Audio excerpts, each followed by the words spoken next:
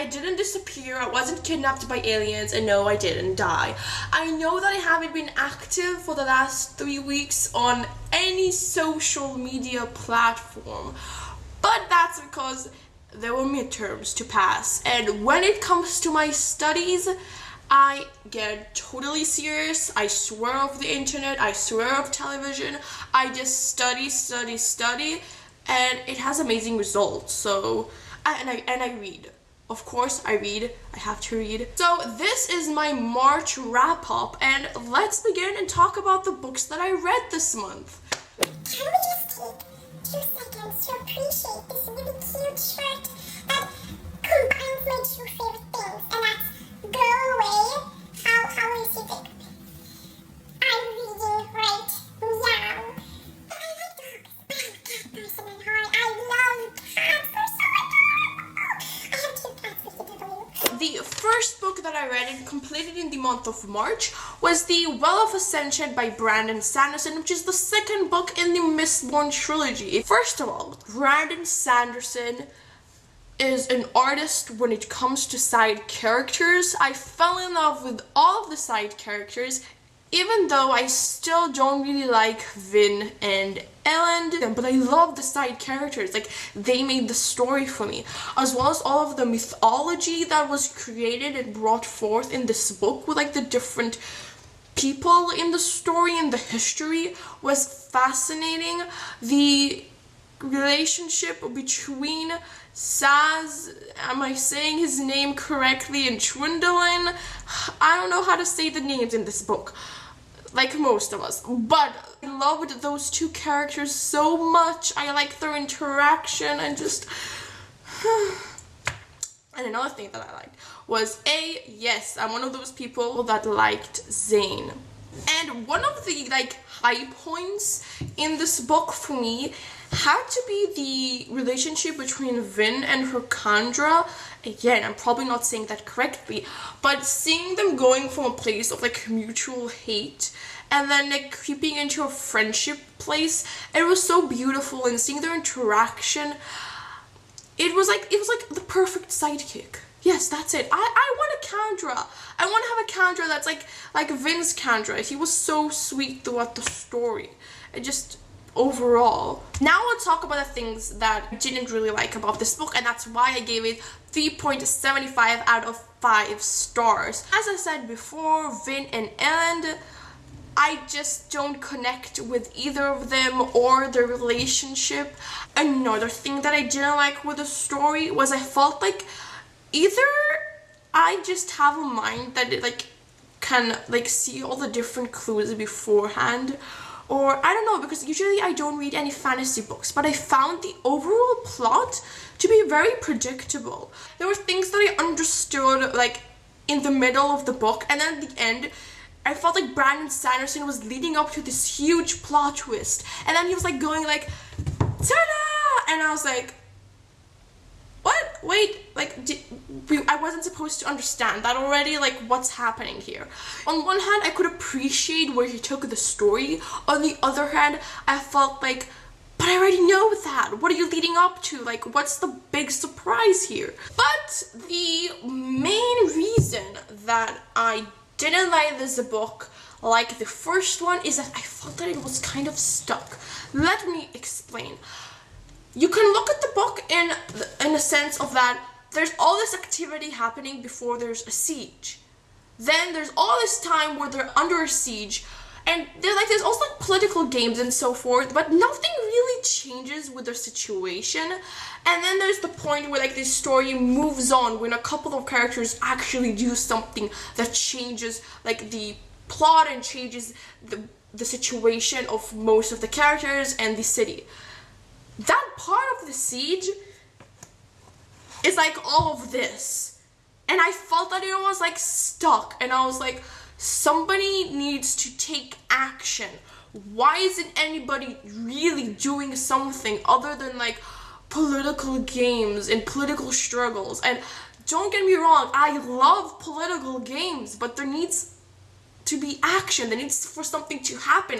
Something has to change. If you're still under the same overall situation, it doesn't matter how like much political games you have like in the inside, nothing's gonna change. You need to start doing something that will bring a change. And so that's why I felt like the plot was very stuck. And that kind of made it a tad bit, I don't want to say boring, but I want to say like, it was like a tad bit like, come on, you can do something. No, come on, like, I don't know how to phrase it. I hope that you understood what I meant. Hopefully with the third book, the situation is totally different, and so I won't have the same problem.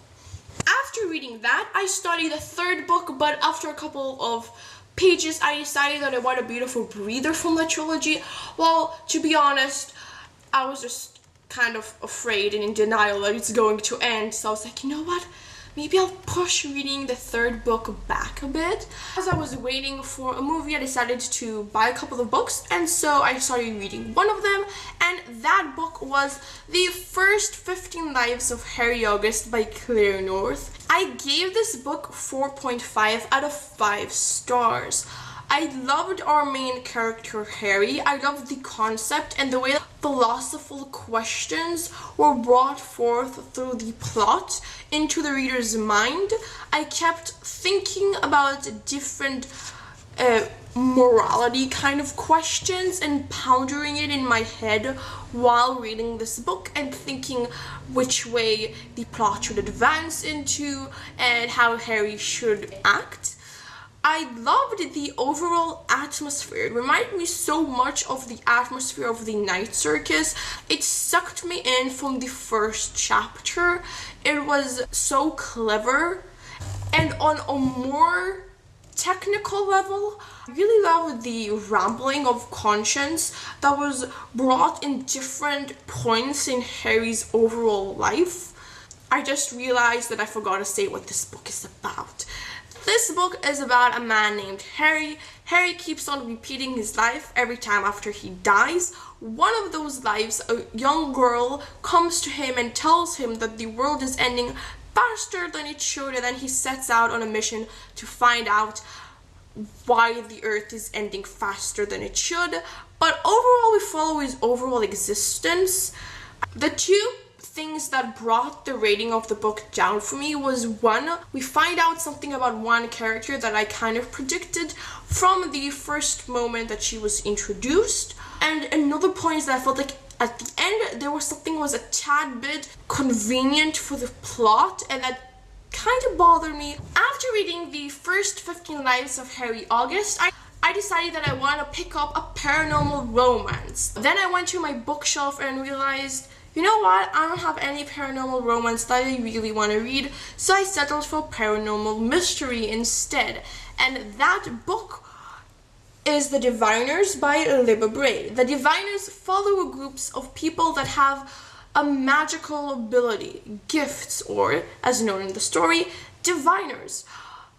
Also, we follow a certain group of people that are trying to figure out what's happening with mysterious murders that are happening in New York City that have to do with a certain cult. And all of this is taking place in the 90s, 20s. I loved everything that had to do with the 90s, 20s in this book.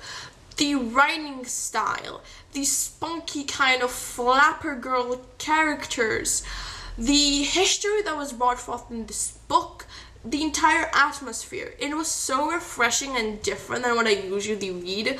Like, I either read something that's based nowadays, either in a totally made up land, or either in like the Middle Ages or Victorian era. That's usually the time play, like that's usually like the eras that I read in. So reading a book that's set in the 90s, 20s, and after studying the 90s, 20s in America, I found it refreshing and fun. What I didn't like, though, was that I found the Diviners plot very cliche. Everything had to do with this magical abilities and magical people. But on the other hand, I found everything had to do with the mystery of the murders interesting. and very fresh in a sense, very different than what I usually read, though towards the end it became kind of cliche. Overall, it felt like a supernatural episode from season 1. It was very interesting, but very cliche and predictable at the same time. People that like Supernatural will probably like this book. And I gave that book 3.5 out of 5 stars. That was the last book that I read in the month of March. Thank you for watching this video, and I'll have another video up for you guys soon. Goodbye!